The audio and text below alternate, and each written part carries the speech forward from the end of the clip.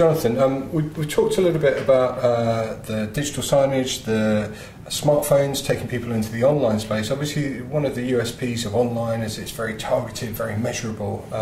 People and places from CCI. Tell us a little bit about that. You mentioned it at the top of our conversation, but what does that mean? So People and Places is our way of creating much more powerful out-of-home campaign with insight into people, their behaviour, where they travel, and what mood they're in.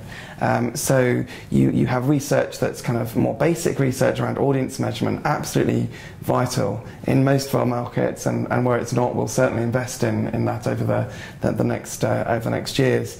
But then it's also developing deeper insight into, as I said, kind of their mood, how responsive or reactive they would be to images at certain times of the day or in different places. We also obviously want to have research to show where people are moving. So, you know, if you follow somebody through their journey in their day, where do they tend to go? And again, linking that back to the audience that the advertiser is trying to connect with, you can bring that together to create a much more powerful campaign with a much higher return ultimately for the advertiser.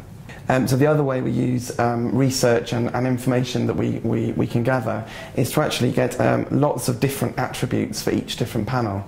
So that might mean that kind of one campaign period you're using it to target a youth audience because it's near a cinema.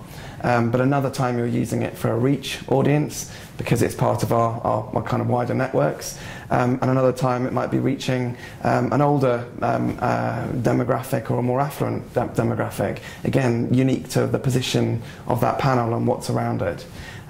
So again, shows you another example of how individual panels that have the great attributes of outdoor generally can actually be used in a very targeted way depending on the needs of the advertiser.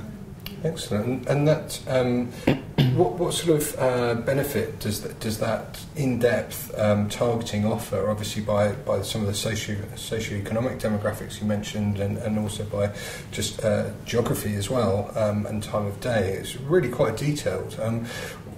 What difference does that make in terms of response to a campaign? And ultimately, what it comes down to is the return for the advertiser. So if you're able to, again, going back to that understanding, that deep understanding of what an advertiser, who they're trying to connect with, if we can use the insight we have to create a campaign that targets that effectively, ultimately it means the return to the advertiser is much greater.